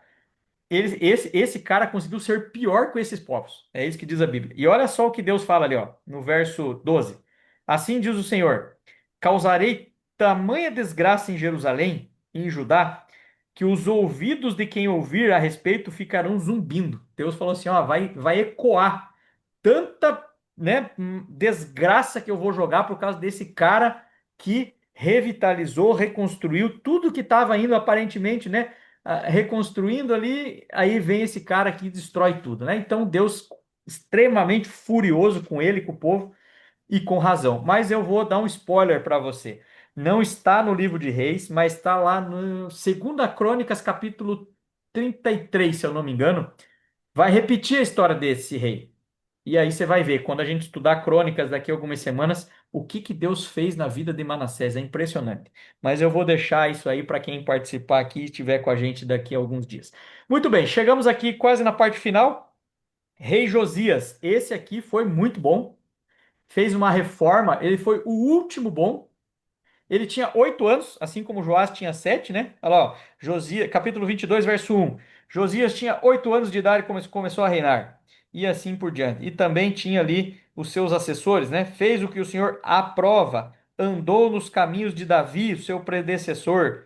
E assim sucessivamente ele fez uma baita de uma renovação e renovou a aliança com Deus e instigou o povo à obediência. E aí eles encontram, né? Ali tem um personagem que é o Ilquias. Ele achou o templo, dentro do templo, o livro da lei. Então você vê ali, eles acharam dentro do templo e levaram para o rei Josias para que fosse lido os livros da lei, ou seja, né, os escritos, o Antigo Testamento anterior a eles, vamos chamar assim, né? E assim, o, para o rei leu em alta voz todas as palavras do livro da lei, o livro da aliança que haviam sido encontrado dentro do templo do Senhor. Olha só que legal, né? Então, dentro do templo, onde Deus era reverenciado, ainda a palavra dele foi descoberta, achada novamente ali. Então, foi feita uma reforma. E olha só, gente, a proporção da reforma que foi feita através de Josias. Até a Páscoa voltou a ser instituída. Se você lê no Antigo Testamento, aqui nos outros livros, você vai ver que fala assim, ó, e as festas que Deus, né, pediu para o povo der continuidade, eles largaram tudo. E a Páscoa é a celebração da libertação. Lembra-se lá? Está escrito lá em Êxodo, capítulo 12, né? A libertação de Israel do Egito. Essa é a celebração da Páscoa. E aí o povo voltou a celebrar a Páscoa. E a Páscoa tem até a data para ser comemorada e assim por diante, né? Então diz ali no verso 22 do capítulo 23, né? Nem nos dias dos juízes que lideravam Israel, nem durante os dias dos reis de Israel, do rei de Judá, foi celebrada uma Páscoa como esta. Olha só, a alegria voltou para Jerusalém. Além disso, Josias eliminou os médiuns que consultavam os espíritos, ídolos de outras nações e assim por diante. Então ele eliminou toda aquela galera que queria misturar a verdade com a mentira, né? Trazendo ali como se a gente pudesse se comunicar com os mortos, né? A Bíblia é muito clara em dizer que isso não é possível. E ele foi o último, quer dizer, é possível através do engano, né? Vamos recapitular aqui. E ele foi o último da linhagem boa. E Judá, depois dele, foi de novo se desfazendo. Olha só que parece algo impressionante, né? Parece uma hora tá bom, outra hora tá ruim, né? E assim, daqui a pouco parece que ia dar tudo certo, desandou tudo de volta. E a gente chega no último capítulo para a gente concluir o nosso estudo de hoje aqui. Terminando ali só o verso 25, nem antes, nem depois de Josias houve um rei como ele, que voltasse-se para o Senhor de todo o seu coração, de todas as suas forças, de acordo com a lei dos escritos de Moisés. E aí entramos nos últimos dois capítulos, recapitulando. Israel foi dominada pela Assíria, certo? E Jerusalém foi capturada pela Babilônia. E essa história é um pouco mais conhecida. Então aparece aqui na história outra potência agora, a Babilônia, a grande Babilônia de Nabucodonosor, que está lá no livro de Daniel, a história dele, muito legal e tudo mais, que a gente vai ver quando chegar lá em Daniel. E Nabucodonosor leva toda a galera ali de Jerusalém cativo lá para a sua terra, né? Então conta o relato bíblico aqui no reinado do rei Jeoaquim. E essa mesma frase você vai encontrar em Daniel capítulo 1. Então você vê o paralelismo bíblico, né? Daniel, contemporâneo, viveu na mesma época, o relato histórico aqui, né? As histórias se interligando dentro da Bíblia aqui. Queimaram o templo, nós sabemos disso. Quando a gente estuda Daniel, a gente vê Nabucodonosor invadiu e mais de uma vez, né, Jerusalém. E na última invasão tomou, destruiu o templo, capturou utensílios. Depois o seu sucessor futuro lá, Belsazar, né, tomou ali, fez uma festa lá, uma orgia com os utensílios sagrados de Deus. E aí a Babilônia cai para a Medo-Pérsia e aí a história vai lá na frente. Mas eu vou deixar para contar quando chegar lá no livro de Daniel. E aí, gente, poucos ficaram em Jerusalém. Se você vê ali o verso 15, Nabucodonosor levou prisioneiro o rei Joaquim, levou também a mãe dele, mulheres e os principais líderes do país, levou Daniel, Misael, Azarias, Ananias, né? Toda a galera lá foi para lá. Mas ainda ficaram alguns poucos. Se você vê no último capítulo, ali no verso 25, o comandante deixou, né, Nebuzaradã, que era o comandante da guarda, verso 12, deixou para trás alguns dos mais pobres do país para trabalharem nas vinhas e nos campos. Então, tem uma profecia ali, né, que Deus pede para o povo ir, né? Se rendam lá para Nabucodonosor, se rendam à Babilônia, porque eu vou salvar vocês, meu povo. Apesar de rebeldes, vai durar 70 anos esse exílio, né? Isso aqui está escrito lá em Jeremias, capítulo 25. É um livro que eu gosto muito, que é o livro de Jeremias, e lá no capítulo 25 diz: vai ter 70 anos de cativeiro. Babilônia vai levar Israel. E Deus fala: vão, deixa eles te prenderem, porque eu tenho uma missão para vocês lá na Babilônia e depois na volta, né?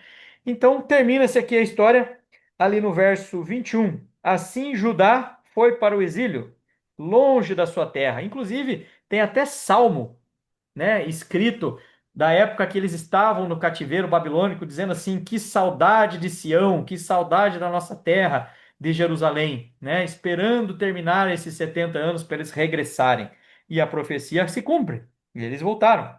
E assim a gente termina, né, com a captura aqui de Judá. Então, a partir de agora, já não existia mais Israel e agora também já não tem mais Judá. Então, as 12 tribos de Jacó lá de trás, que caminharam no deserto, que entraram na Terra Santa, que guerrearam contra eles mesmos, contra os outros povos, agora já não existe mais. Então, acaba aqui a linhagem das 12 tribos de Israel que foram separadas. E aí, chegamos aqui, né, com o final com a Babilônia. Logicamente que isso aqui é só uma imagem, né? Mas se você for, por exemplo, no Museu de Berlim, na Alemanha, você vai ver resquícios muito importantes achados lá da Babilônia. Na própria Babilônia, né, onde hoje é a região do Iraque, né, ali mais ao lado direito de Bagdá, que é a capital do Iraque, você tem lá os resquícios da Babilônia, você tem museu. E eu, de forma pessoal, tive a oportunidade de ir na Inglaterra uma vez, no Museu de Londres, Museu Britânico. Lá você tem alguns utensílios da Babilônia também, escritos de Nabucodonosor, algo muito interessante para você poder estudar e ver que a arqueologia, que a história, né, a história comprova os relatos bíblicos. E isso que me deixa mais emocionado assim no contexto de que a Bíblia, ela suficientemente já é completa. Mas quando você coloca a história junto, quando você coloca a arqueologia junto, você fica muito mais encantado, porque até aqueles que de repente nem creem em Deus, eles atestam que aquilo foi de verdade e aconteceu, né? Então isso me enche de alegria e de que a palavra de Deus é viva e eficaz na minha e na tua vida. E um último recado aqui, falando em Babilônia, né? Lá em Apocalipse 18:4. Então você estude a Bíblia com a gente aqui o ano inteiro para a gente chegar lá em Apocalipse e você ver essa frase que eu coloquei aqui: saiam dela, povo meu. Ou seja, né, Deus está chamando o seu povo para sair de Babilônia, não da cidade de Babilônia, mas do contexto religioso, porque Babilônia significa confusão religiosa. Muitas pessoas hoje estão perdidas por aqui, por ali, pessoas sinceras, tementes a Deus, que estudam a Bíblia, mas não estão compreendendo de forma clara o ambiente que estão vivendo. E aí Deus faz um último chamado, assim como ele fez para Israel ali que a gente viu, né? Vou dar a última chance para vocês aqui, ó, antes da Assíria invadir vocês. Sai dela, povo meu. Da mesma forma para Judá, antes de Babilônia chegar. Sai dela, povo meu. E agora, no tempo do fim que vivemos, Deus também faz o convite lá em Apocalipse, porque Apocalipse fala do tempo do fim. E ele mostra exatamente o tempo que estamos vivendo dizendo: sai da Babilônia. E aí, para você descobrir quem é Babilônia, você vai ter que ficar até o último estudo aqui ao longo do ano, tá bom? Gente, era isso. Agora a gente conversa um pouquinho aqui para que vocês possam falar um pouquinho do que vocês tiveram dúvidas ou alguma história importante que vocês viram aí. Pode falar, por favor.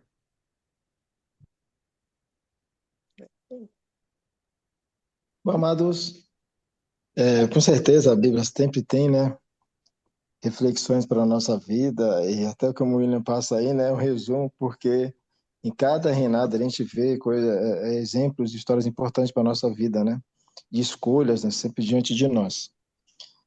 Um detalhe interessante que eu queria comentar ali é a seriedade, né, que Deus tem com o seu servo, né, o profeta. Logo no início ali com Eliseu, ele saindo do milagre lá de transformação das águas, veio aqueles rapazinhos lá tirando graça com ele, e a gente vai analisando, né, um pouco sobre esse fato ali. Não eram rapazinhos, menininhos inocentes como alguns pensam entender, né? Eles eram rapazes ali que já tinham maturidade para saber o que estavam vindo a fazer, né? E queriam desmerecer, desdenhar da ação do profeta. E aconteceu o que aconteceu em número de 42 dele, que foi ali, como diz lá a versão que estou lendo aqui, despedaçados, né? Vemos aí a seriedade que Deus tem com o seu mensageiro quando tem mensagem importante. E como até o William relatou aí algo importante sobre a diáspora, né? A dispersão aí do povo judeu aí lá pela Síria, e aquele momento de fome ali, é muito interessante que há um paralelo que leva à última diáspora, né, que houve com o povo judeu, que foi no ano 70 ali, que no cerco ali de Roma, no cerco de Roma, aconteceu esse mesmo fato completamente entristecedor, né, de mães ali marcando os filhos para comer. Então, sério isso aí, o que aconteceu depois. Agora, como são livros mais históricos, eu gosto sempre de colocar, ver assim, os reflexos e a alusão que o profeta dá para os nossos dias. Vemos que a Igreja Adventista do Sétimo Dia é Israel espiritual. E tem um momento sério de transição que é paralelo com o que estudamos aí na história dos reis, mas em especial na diáspora, de quando, como até o irmão William colocou aí, quando Deus já, a graça de Deus já está vindo ali no limite, até que chegou no limite, e Deus tira a mão e a ação negativa vem, né? Mas fica exemplo muito forte nesse aspecto aí da fome no contexto de que quando Deus tira a mão e já vem já a execução da profecia na parte negativa, no povo de Deus ali, vemos o sofrimento humano no limite, né? E mais à frente, quando a gente começar a estudar os livros dos profetas, dos grandes profetas, né? Ezequiel, Isaías, Amós, né? Jeremias, que falam, que muitos pensam que foi apenas histórico, mas a gente vê, por exemplo, hein, amados, já iniciando já para os irmãos um gostinho, os capítulos subsequentes, né? Fala assim que a visão dos profetas fala assim, isto acontecerá nos últimos dias. Sempre o profeta fala, Jeremias fala muito, Isaías fala muito, Ezequiel fala muito, sempre aí para os últimos dias, entendeu? Ele estava vivendo ali no meio de Israel, mas o foco é o último dia. E a pergunta rapidinho para os irmãos aqui, Israel nos últimos dias é qual grupo? Desde já tenham todos um sábado abençoado. Amém. É o remanescente, né? E você tocou no profeta Amós aí. Lá em Amós capítulo 8, verso 11 e 12, ele fala, né? Haverá o tempo de fome e de sede, não de pão e de água, mas de ouvir a palavra de Deus. Ou seja, né? Vai chegar um momento que a Bom, escassez espiritual vai tomar conta e só aquele que está abastecido com o óleo, assim como lá em Mateus capítulo 25, a parábola das 10 virgens, né? O óleo significa o poder do Espírito Santo, aí, a unção. Só aquele que tiver com a palavra de Deus no coração que vai, né, passar aí pela grande tribulação, pelas dificuldades, com a confiança de que, apesar da dificuldade, apesar da assolação do inimigo para a vida de cada um aqui no tempo do fim, nós temos a vitória garantida, né? Aos nossos olhos é impossível lutar contra o mundo aí, contra Satanás e os seus demônios. Mas a respeito ali das histórias que vimos hoje, quem é que lutava com o povo, né? Por exemplo, naquela visão de Eliseu lá, vou abrir os olhos do servo aqui, companheiro dele. Olha aqui quem que está atrás da gente, né? Tem os anjos aqui, ó. Tem uma carruagem de fogo, é o próprio Deus que luta. Então, no tempo do fim, gente, apesar de dificílimo e tempos difíceis como nunca houve antes, como a Bíblia diz, nós temos a vitória garantida. Quem? Aquele que crê em Jesus como seu único e suficiente Salvador, temente a Deus, obedece seus mandamentos e, né, prega a palavra para que o quanto antes Jesus possa voltar. Então você pode ter a certeza que apesar da dificuldade que há de vir, a vitória é garantida. Não precisamos temer. Muito bem, quem mais? Simone, Julie, Jonathan, Luísa, Joslaine, Jorge. Fiquem à vontade aí para comentar um pouquinho, tá? Eu não vou comentar porque eu cheguei atrasada, estou até com vergonha. Daí você Vou ter vai, que ver a gravação, William. depois você assiste lá. Mas tranquilo, o Tá importante é que bom, você esteve aqui. Que bom que você esteve aqui com a gente. tá bom. Quem mais? William, uma dúvida. Se os judeus são um povo de Deus, um povo escolhido por Deus, é o povo que mais vai contra Deus, porque eles cultuam Baal há bastante tempo. Espera aí, não entendi a pergunta. Desculpa, acho que é porque o teu microfone ficou um pouco abafado, assim, a... Calma aí.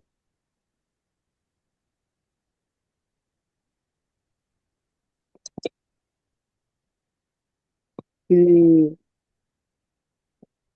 ó, deixa eu tirar. Já perguntou a respeito da Se o idolatria. povo. Isso, beleza, agora estou Melhorou? ouvindo. Aham, melhorou. Tá. Se os judeus é o povo escolhido de Deus, mas esse é o povo que menos vê Deus, eles cultuam mais Baal do que o próprio Deus que os protege. Que irônico isso. Mas é que, veja, Jorge, nós, como seres humanos, a gente tem inúmeras deficiências, né? Eu vou dar um exemplo de Saul, por exemplo, aqui. Saul, quando ele foi nomeado rei, ele tinha a certeza de que ele foi o escolhido, que o profeta Samuel foi lá e o ungiu. Mas, na primeira oportunidade que ele dependeria de Deus, ele já fraquejou, né? Então, assim, faz parte da nossa essência muitas vezes querer confiar em nós mesmos, ou, agora vou dar um exemplo meu próprio. Quando eu não tenho a resposta de Deus, eu fico, né, me questionando, o que que eu faço? Aí o tempo vai passando, não vem a resposta. Sabe quando você não tem a certeza de que é o sim ou não? E muitas vezes vai dando uma aflição, uma apreensão. Mas eu, apesar dos pesares, apesar das dificuldades, eu ainda sempre tento buscar o Senhor, mesmo nas minhas deficiências, nas minhas indagações, nos meus questionamentos quanto a Deus, eu tento procurar o Senhor. Eu sei que eu sou falho. Hoje eu estou aqui com vocês. Estou motivado, a gente está falando, né? Tá muito legal a nossa conversa aqui, o estudo de hoje e todos os estudos que a gente faz. Mas durante a semana, às vezes a gente tem altos e baixos. Mas assim, nenhum de nós, gente, tem uma experiência difícil a ponto de, por exemplo, estar entre a vida e a morte. A não ser que a gente esteja com uma doença muito séria, ou alguém de nós aqui passou por uma situação completamente adversa. Mas vamos pegar de novo o exemplo de Saul. Ele ia para uma guerra. E o que que era a guerra naquele contexto? É matar ou morrer. Não tinha outra, né? Eles não sabiam se iam voltar vivos para casa. Então, quando bate um desespero, uma situação muito desafiadora, o que que os relatos bíblicos, Jorge, mostram para nós? o cara falava assim: Deus não está me respondendo, eu vou buscar a resposta em outra pessoa. É em Baal, é em Aserá, é em, sei lá, qualquer outro deus, um bezerro de ouro, uma estátua ali na minha casa, nessa garrafa de água aqui, alguém tem que me responder. E aquele que me respondeu, eu vou confiar. E às vezes o coração do homem, às vezes não, né? O coração do homem é enganoso. Por isso que Satanás ele é tão astuto, né? Porque é na nossa fraqueza que ele se manifesta muitas vezes. Então, por exemplo, essa semana eu escutei de um amigo que tem um problema de saúde sério, e ele falou assim: William, olha só, ouvi falar que lá na igreja tal tem uma irmã que veio não sei da onde e ela vai, ela cura, ela tem poder de curar as pessoas, então eu vou lá. Então vamos lá, esse cara, na maior sinceridade dele, ele estava indo lá para adorar a Eita, Deus, para se encontrar com Deus ou para buscar a cura que ele tanto esperava? E outra, depositar a esperança em um outro ser humano pecador tanto quanto. E aí ele me relatou: pois é, voltei do culto e nada aconteceu. Mas ao contrário acontece também. A gente vê muitas pessoas que são curadas. A gente vê milagres que você fala, não é possível que aconteceu isso. E a pessoa declara, não, eu fui lá e fui curada e a minha vida só era isso e agora eu estou bem. Então, assim, pode ser Deus que resolveu a sua situação? Sim, ele tudo pode. Mas muitas das vezes também o inimigo se mascara e se passa por Deus, e ele tem poder, né, gente? A gente sabe, nós somos limitados, ele é um anjo caído, ele é infinitamente muito mais poderoso do que nós, mas não mais do que Deus, né? Mas o que eu quero dizer com tudo isso para a gente fechar aqui? No desespero, Jorge, às vezes a pessoa vai buscar Deus onde Deus não está, né, em alguma religião ocultista, em alguém que vai curar e arrumar o problema dele do dia para a noite, alguém que vai dar resolver a vida financeira para ele que está tão enrolado, alguém vai dar, mas daquela forma é ilícita, mas para ele não importa, o que importa é resolver o problema dele, e a gente vai caindo nas armadilhas devagarzinho, sabe? Daqui a pouco, quando a gente olha, a gente está lá no fundo do poço. A gente foi em busca de um bem maior, de um propósito, mas às vezes a gente não esperou a resposta de Deus, que pode demorar anos. Eu tenho respostas que eu estou esperando já há bastante tempo, que não aconteceram. E outras foram muito rápidas, né? Então depende muito de cada circunstância, de cada momento, de cada um de nós aqui.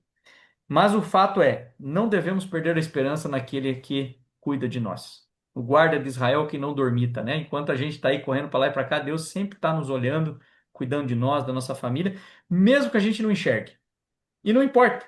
O importa é a gente chegar na linha de chegada, não sei quantos anos para frente, ou, né, quando Jesus voltar, que a gente cumpra o nosso papel aqui nesse mundo, aceite a Jesus como o nosso único suficiente Salvador e a gente ganhe o passaporte para ir para a eternidade. É isso que importa. Os problemas nessa vida vão ter para todos nós, né? E aí Paulo diz: nenhum ouvido ouviu e nenhum olho viu o que Deus tem preparado para os seus. Então a gente não consegue nem imaginar tamanha alegria, né? E aí escritos aí a gente pode ver, olhando para trás, dizer assim: valeu a pena sofrer lá naquele planeta Terra que eu morei alguns anos lá na minha vida, 50, 70, 80 anos. Valeu a pena para chegar aqui na eternidade. Então eu não quero desanimar vocês e dizer assim, não, então deixa tudo, né, estourar, Deus vai. Não, não, nós temos que fazer a nossa parte. Mas, sobretudo, no momento de adversidade, tem momentos que nós não vamos conseguir resolver com as nossas próprias mãos. E que a gente não faça igual os reis de Israel e de Judá aqui, que tentaram resolver com o seu próprio esforço. Que a gente entregue tudo nas mãos de Deus e que Ele sabe o que é o melhor. Independente de que eu acho que aquilo é o melhor ou não. Ele sabe, né? Então, se eu submeter ao seu senhorio e aceitar Ele como meu Senhor, eu posso ter a certeza que o melhor está guardado. E a gente vai usufruir disso lá na eternidade. Amém? Amém? Muito bem. É isso, gente. Obrigado pela participação de todos aqui e nos vemos na próxima sexta. Vamos orar? Vamos. Senhor nosso Deus, muito obrigado por mais um estudo bíblico aqui que concluímos, um aprendizado, principalmente olhando nesse livro aqui com os erros do passado, dos teus servos que um dia foram escolhidos por ti para e autorizados por ti para nomear e guerrear uma nação e controlar uma nação de Israel e de Judá. Mas muitos deles não conseguiram cumprir o seu papel. A grande maioria foram maus, praticaram abominações afrontaram o Senhor, que tiraram a tua paciência, ó Deus, como a gente vê. Mas que o Senhor não permita que isso aconteça com a gente, que a gente possa, mesmo em meio a dificuldades, ou mesmo em meio a momentos de tensão em nossa vida, não procurarmos o Senhor em lugares que o Senhor não está, somente para resolvermos aquele problema nosso que estamos sofrendo há tanto tempo às vezes. O Senhor sabe o coração de cada um aqui, o Senhor sabe o que cada um passa na sua casa, no seu trabalho, na sua vida pessoal, na sua saúde. Mas na certeza, ó Deus, de que este mundo é passageiro, falta muito pouco para chegarmos na linha de chegada. E que nenhum de nós aqui, e nenhum daqueles que estarão assistindo depois, nenhum dos nossos familiares e amigos, fique por esse caminho, Senhor. Que o último alerta seja dado, a última trombeta seja ressoada, mas que nós já estejamos nos seus caminhos. Que nós não precisamos escutar a última trombeta e aí assim acordar para a vida, que a gente possa acordar hoje, a cada dia a gente possa renovar a nossa fé em Ti, para que possamos ser salvos em Cristo nosso Senhor Jesus. E é por Ele que oramos e agradecemos tudo que o Senhor faz por nós, tudo que o Senhor fez e tudo que o Senhor ainda fará. Em nome de Jesus. Amém. Amém. Valeu, Feliz gente. sábado. Feliz sábado. Até a próxima semana com o livro de Primeira Crônicas. Um abraço. Amém. Boa noite. Outro. Boa noite. Tchau, tchau.